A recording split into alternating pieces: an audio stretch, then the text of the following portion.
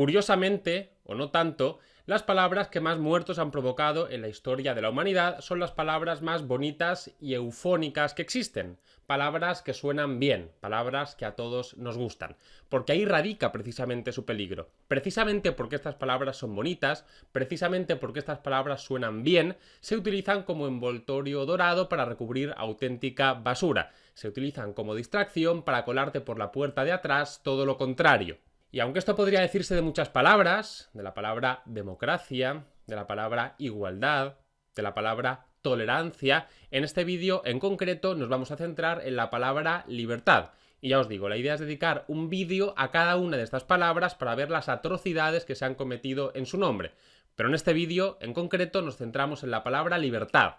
En relación con la palabra libertad, María Elvira Roca Barea advertía lo siguiente: la palabra libertad es una bomba de relojería. Cada vez que se la encuentren, cójanla con guantes, analícenla y procuren que no les salpique, porque es lo que más muertos ha provocado en la historia de la humanidad.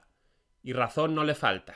De entre los muchísimos ejemplos que suscribiría a las palabras de María Elvira Roca Barea, en este vídeo nos vamos a centrar en el que yo considero el más sangrante de todos, la Revolución Francesa. Pasen y vean que se hizo en nombre de la libertad. En primer lugar, para empezar a calentar motores, vamos a leer algunas citas. Vamos a ver qué iban diciendo por ahí estos libertadores. Louis Legendre, a la hora de votar la muerte de Luis XVI, propuso cortar el cuerpo del rey en 84 partes para que todos los departamentos de Francia pudieran recibir un trozo. Louis-Marie Turreau dijo que todos los bandoleros que sean encontrados con armas en la mano o convencidos de haberlas tomado serán pasados por el filo de la bayoneta. Se procederá del mismo modo con las mujeres, hijas y niños que estén en ese caso. A las personas simplemente sospechosas no les será perdonada la vida.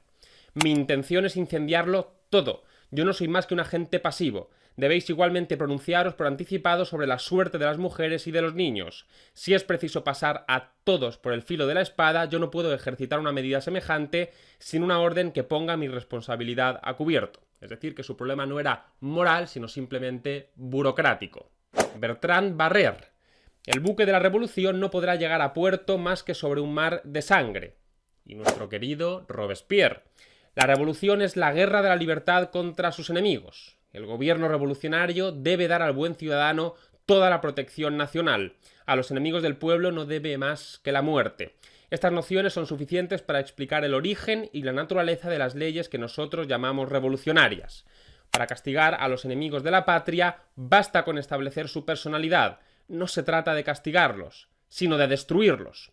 Robespierre, por cierto, también subrayó la necesidad de que nadie que tuviese más de 15 años en 1789 quedase vivo, para que no existiesen odiosas comparaciones entre cómo se vivía en el antiguo régimen y cómo se estaba viviendo en el nuevo régimen utópico de los libertadores. No fuese que a nadie se le ocurriese pensar que antes se vivía mejor que ahora. Y sigo. Esta de Saint-Just es la mejor, por eso me la he dejado para el final. Alucinad. Se curte en el Meudon piel humana. La piel que procede de hombres es de una consistencia superior a la de las gamuzas, de origen animal. La piel de los sujetos femeninos es más flexible, pero presenta menos solidez. Sin comentarios. Y como podéis imaginar, hay muchísimas más. Ni he mencionado a Fouché, ni a Collot d'Herbois, ni a Carrier, ni al famosísimo Marat, con su periódico incendiario El Amigo del Pueblo, etcétera, etcétera. Pero bueno, espero haber sido lo suficientemente representativo. Ahora bien, al César lo que es del César. De estos libertadores podríamos decir infinidad de cosas, pero nunca podríamos decir que no fueron hombres de palabra, porque es cierto, lo que dijeron, lo hicieron. A continuación vamos a ver algunos hechos que se perpetraron en la Revolución Francesa en nombre de la libertad. Y por cierto, vamos a verlos de la mano de dos textos magníficos de María Teresa González Cortés. El primero es este, su libro Los monstruos políticos de la modernidad, y el otro es su estudio preliminar al libro de Gramsci-Babeuf, El sistema de despoblación, genocidio y revolución francesa. Libros que os recomiendo encarecidamente. Dicho esto, vamos allá. Y comenzamos también aquí de menos a más. Vamos a empezar viendo algunas escaramuzas sueltas, si es que se pueden llamar así, de la Revolución Francesa, aunque insisto, hay muchísimas más. Vamos con la primera. Si alguno de los símbolos más sagrados de la revolución aparecía resquebrajado, zaherido o destrozado, el castigo constituía la respuesta, la única respuesta. Y eso fue lo que ocurrió en el pueblecito de Bédoin, en Vaucluse, a principios de mayo de 1794, cuando el delegado de la Convención Nacional, al no descubrir quién había talado el árbol de la libertad, decidió aplicar la pena de muerte a 63 habitantes. Y no contento con eso, el enviado de la Convención ordenó que el pueblo fuera arrasado, destruido completamente por las llamas. Otra. 17 desgraciados habitantes de Caussade que habían tenido la ocurrencia de ponerse de luto por la muerte de su rey y que fueron guillotinados bajo la acusación de realizar actividades contrarrevolucionarias. Y otra más. El asesinato colectivo de más de 500 mujeres y niños ocurrido un 28 de febrero de 1794 en Lux-sur-Boulogne, cuando madres e hijos fueron encerrados y quemados vivos en el interior de una iglesia. Y otra más. En la ciudad de Nantes, el revolucionario Jean-Baptiste Carrier se hizo responsable a partir del mes de octubre de 1793 de la ejecución de miles y miles de personas. De él arrancó el sistema de asesinatos en masa por medio de unos barcos para que una vez ocupadas sus bodegas por 100 despreciables, sospechosos de serlo, antirrevolucionarios pudieran ser hundidos. Con estos ahogamientos colectivos moría ahogado el pasaje entero, y lo mejor de todo es que con este recurso se lograba perfeccionar la eficacia revolucionaria. No había administrativamente pérdida de tiempo y tampoco mediaban incómodos y largos procesos judiciales. Por cierto, estos dos últimos sucesos que os he contado acontecieron en el marco de la Guerra de la Vendée. ¿Qué es esto de la Guerra de la Vendée? Me lo dejo para el final. Ya veréis en unos minutos qué fue esto. En fin, y si estas escaramuzas sueltas os generan rechazo, no me quiero ni imaginar el rechazo que os van a generar estas escaramuzas de una entidad algo mayor, tan desconocidas como horrendas. Vamos a ver en primer lugar las masacres de septiembre, en segundo lugar la masacre de Lyon y en tercer lugar la masacre de la Vendée. Empezamos con las masacres de septiembre. Entre el 2 y el 6 de septiembre de 1792, un pueblo parisino desquiciado entró dentro de las prisiones para matar a los presos que dentro de ellas se encontraban. Personas inocentes, personas todavía no condenadas, personas todavía no juzgadas, personas, en la mayoría de los casos, detenidas por no haber hecho absolutamente nada, fueron exterminadas. Para que os hagáis una idea de la magnitud de estos hechos, solamente en la noche del 2 al 3 de septiembre en París fueron asesinados 1079 presos. Y nos cuenta en primera persona lo ocurrido durante estos días Restif de la Bretonne, un testigo directo de estos hechos. Vamos a leerlo. El domingo a las 6 o 7, como de costumbre, salí a la calle sin saber lo que estaba pasando. Iba a mi isla, esa querida isla de San Luis. Conocí allí a un hombrecillo, suizo de origen, pero nacido en París, que estaba al corriente de todas las noticias de su barrio, una sección del teatro francés. Están matando en las cárceles, me dijo. Comenzó en mi distrito, en la abadía. Dicen que todo ha empezado porque ayer un hombre engrilletado en la plaza de Grève dijo que no le importaba la nación y otros insultos. El pueblo, conmovido, lo llevó a la ciudad y lo condenó a la horca. Dijo antes que todos los prisioneros pensaban como él y que pronto veríamos un buen juego, que tenían armas y que serían liberados de la ciudad cuando los voluntarios se hubieran ido. Por eso, hoy hay multitudes frente a las cárceles que han sido asaltadas, y allí se está asesinando a todos los presos que no tienen deudas. Pensé que escaparía de estos horrores retirándome a mi casa. Me fui a la cama. El sueño, agitado por la furia de la carnicería, solo me proporcionó un doloroso descanso, a menudo interrumpido por el inicio de un espantoso despertar. Pero eso no fue todo. Hacia las 2 de la tarde oí pasar bajo mis ventanas a una tropa de caníbales que cantaban, rugían y aullaban. Algunos de esos asesinos gritaban «¡Viva la nación!». Uno de ellos, al que me hubiera gustado ver para leer su horrible alma en su execrable rostro, gritó con fuerza «¡Viva la muerte!». En esa terrible noche, el pueblo hizo el papel de los grandes de antaño. Se inmolaron en silencio y bajo el velo de la noche a tantas víctimas inocentes o culpables. De hecho, tan atroces fueron estos días que Auguste Sicard, un historiador francés del siglo XIX, les dedicaba las siguientes palabras. Quizás no haya en toda la historia de la Revolución páginas más sombrías que las de los días de septiembre. Si normalmente encontramos en ella manchas de sangre, aquí es un río. Y seguimos con las masacres de Lyon. Stefan Zweig, por ejemplo, se refiere a ella en su libro Fouché en los siguientes términos. El libro de la Revolución Francesa raras veces se abre por una de sus páginas más sangrientas, la de la rebelión de Lyon. Y no es para menos, no es para menos. La ciudad de Lyon no comparte el rumbo que estaba adoptando la revolución, que no era para menos, y la reacción de los libertadores no tarda en llegar. El 12 de octubre de 1793, la Convención adopta un decreto que contiene, ojo, nada más y nada menos que la orden de destruir la segunda ciudad de Francia. La ciudad de Lyon será destruida. Deberá ser aniquilado todo aquello habitado por gentes con patrimonio. Y esta tarea de destrucción se encomienda principalmente a dos personas, a Fouché y a Collot d'Herbois, personas que, por cierto, aceptan gustosamente el encargo. Leamos la carta que ambos dirigieron a la Convención. Llevaremos a cabo nuestra misión con la energía de republicanos llenos de carácter, y no descenderemos de la cumbre en la que el pueblo nos ha situado para ocuparnos de los miserables intereses de unas cuantas personas más o menos culpables. Y como estas personas, estos dos sanguinarios, piensan que la guillotina funciona muy despacio, se dedican a matar a la gente a cañonazos. Y así, poco a poco, van cayendo centenares de personas. No en vano, Fouché fue apodado el ametrallador de Lyon.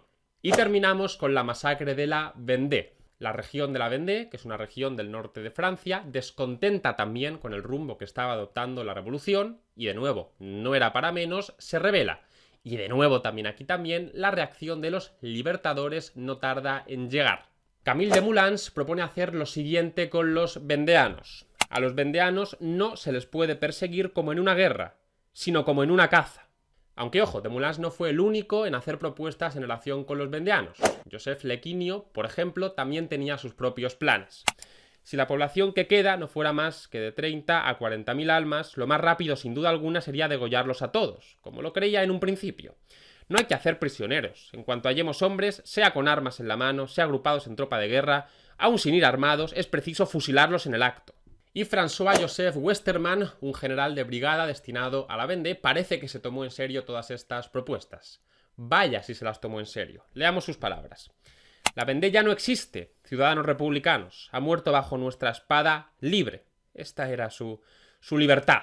Con sus mujeres y niños. Ejecutando las órdenes que me habéis dado, he aplastado a los niños bajo los cascos de los caballos. Masacrado a las mujeres que así no parirán más bandoleros. No tengo un solo prisionero que reprocharme. Los he exterminado a todos. Sabenay es nuestra. Hicimos una carnicería horrible. Por todas partes no se veían más que montones de muertos. Los bandoleros que escaparon de esta jornada letal fueron acorralados, matados o hechos volver por los habitantes de los alrededores. En el extrarradio, solo de Sabenay, más de 6.000 han sido enterrados. Y no fue el único. Louis Grignon, por ejemplo, otro general revolucionario destinado a la Vendée, daba la siguiente arenga a sus soldados. Mis camaradas, nosotros penetramos en las tierras de la insurrección. Os doy la orden expresa de entregar a las llamas todo lo que pueda ser quemado y de pasar por el filo de la bayoneta a todos los habitantes que halléis en vuestro camino. Sé que puede haber algunos patriotas en estas tierras. No importa, hemos de sacrificarlo todo. De hecho, tal fue la sangría que Gracieux Babeuf, antes de ser guillotinado, por supuesto, llegó a afirmar que en la Vendée se había cometido un auténtico genocidio. Es decir, deliberadamente se había querido exterminar a un segmento de la población francesa. Es preciso escribirlo. Esta vida atroz, devoradora, genocida, cuyo monstruoso héroe ha despertado sobre su cabeza las maldiciones, la condena de toda Francia.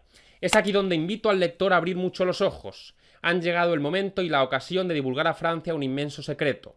Es una lástima que no fuera descubierto 2 años antes. Es posible que 1 millón de habitantes, arrojados a la tumba, viviesen todavía. Es preciso arrancar por completo el velo que impidió descubrir hasta ahora que no existió insurrección en la Vendée, más que porque infames gobernantes así lo quisieron, y que mientras se cribaba la nación, en todas sus diversas partes entraba en su horroroso plan cegar totalmente una región entera.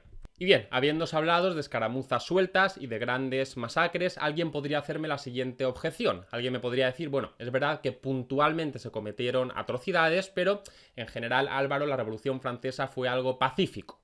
Pues no, de eso nada. Más allá de estos focos puntuales, que por cierto de puntuales no tenían nada porque se extendían durante varios meses también muchos de ellos, la Revolución Francesa también provocó un flujo continuo de muertos. Se calcula que a lo largo de toda la Revolución Francesa, y particularmente a lo largo del periodo que se conoce como el del terror, por algo será, unas 300.000 personas fueron arrestadas y unas 30.000 guillotinadas, 12.000 de ellas sin juicio. ¿Y por qué? Pues en la mayoría de los casos por no haber hecho nada, por ser sospechosos antirrevolucionarios, supuestamente. Y algunos os preguntaréis, detenciones arbitrarias, muertes sin juicio, pero bueno, ¿cómo pudo ocurrir esto si esto va en contra de la Declaración de los Derechos del Hombre y del Ciudadano que ellos mismos elaboraron en 1789? Sí, bueno, es verdad, en un principio los revolucionarios aprobaron esta norma, pero más adelante fueron aprobando otras. Por ejemplo, la ley de Pradial. Vamos a leer algunos de sus artículos. Artículo 4. El Tribunal Revolucionario se establece para castigar a los enemigos del pueblo. ¿Y quiénes eran los enemigos del pueblo? Pues bien, según los artículos 5 y 6 de esta ley, personas tan peligrosas como las siguientes. Los que tratan de destruir la libertad pública mediante la astucia. Los que han engañado al pueblo o a los representantes del pueblo para inducirlos a medidas contrarias a los intereses de la libertad. Los proveedores de mala fe que comprometa la salvación de la república. O, por ejemplo, también aquellos que hayan intentado engañar a la opinión o impedir la educación de la gente, depravando las costumbres y corrompiendo la conciencia pública. Vaya, ¿y qué criterio se seguía para saber si alguien formaba o no parte de esta categoría de personas tan, subjetiva? Pues el artículo 8 nos lo aclara. La regla del juicio es la conciencia de los jurados iluminada por el amor a la patria. Su objetivo, el triunfo de la república y ruina de sus enemigos. Y por si a alguno todavía le quedan dudas a estas alturas sobre el verdadero propósito de esta ley, os cito a su autor, George Cutton. George nos decía lo siguiente: el plazo para castigar a los enemigos de la patria no debe ser mayor que el tiempo de reconocerlos. Se trata menos de castigarlos que de aniquilarlos. No se trata de dar ejemplo, sino de exterminar a los implacables satélites de la tiranía o de morir con la república. Y aún así, después de toda esta retahíla, aún así, alguien me podría decir, bueno, es cierto, se mataba, pero se mataba tratando de buscar una sociedad mejor, se mataba en busca de la virtud. Lo primero que os contestaría, parafraseando a Sebastián Castellio, es que matar a un hombre no es lograr el progreso o conseguir la virtud, es matar a un hombre. Y lo segundo que os contestaría es que esto que decís directamente es mentira, pero directamente, y a los hechos me remito. Os recuerdo que la Revolución Francesa, aquella que perseguía la virtud y el progreso con sus asesinatos, mandó guillotinar a Lavoisier, el padre de la química moderna. Y ya que estamos, os recuerdo también las palabras del Tribunal Revolucionario. La República no necesita ni sabios ni químicos. Sin comentarios. En conclusión, al final toda la Revolución Francesa se resume con las siguientes palabras de Madame Roland. Libertad, ¿cuántos crímenes se cometen en tu nombre? Libertad, libertad, libertad. Cuidado con lo que os venden cuando os hablan de libertad. Y antes de terminar, un matiz final. Algunos quizás consideréis que he incurrido en un presentismo histórico, que se suele decir, es decir, he enjuiciado hechos del siglo XVIII con la mentalidad de alguien del siglo XXI y por eso he criticado tanto la Revolución Francesa. Aquello que yo considero un valor a proteger hoy en día en el siglo XXI no se consideraba un valor a proteger en el siglo XVIII y por lo tanto mis críticas son injustificadas. Pues no, perdonadme, pero no. Los revolucionarios franceses conocían perfectamente, pero perfectamente, el valor de la libertad, de la presunción de inocencia, de que no se pudiesen producir detenciones arbitrarias, el valor de un juicio justo. ¿Por qué? Pues porque ellos mismos, en otro país, ellos mismos, unos años antes, en la Declaración de los Derechos del Hombre y del Ciudadano, los habían reconocido y proclamado solemnemente. Todos estos valores, ellos. Sabían perfectamente lo que hacían porque sabían perfectamente lo que deshacían. Conocían perfectamente el valor de estos principios porque es que unos años antes ellos mismos los habían reconocido. Sabían perfectamente que todos estos valores eran dignos de tutela y aún así los atropellaron, uno a uno. Así que de presentismo histórico, nada, a otro perro con ese hueso. En fin, y hasta aquí el vídeo de hoy. Como suelo deciros, si os ha gustado podéis darle me gusta y comentar cualquier cosa. YouTube solamente visibiliza, como suelo decir, los vídeos que reciben muchos me gusta y muchos comentarios. Si queréis estar al tanto de futuros vídeos que puedo ir subiendo a mi canal, podéis suscribiros, la verdad es que no cuesta nada y yo os lo agradezco enormemente. Y si queréis colaborar económicamente conmigo, podéis hacerlo a través de Patreon y aprovecho como siempre para deciros que toda la semana subo un vídeo al periódico digital El Liberal. Dicho esto, hasta la próxima.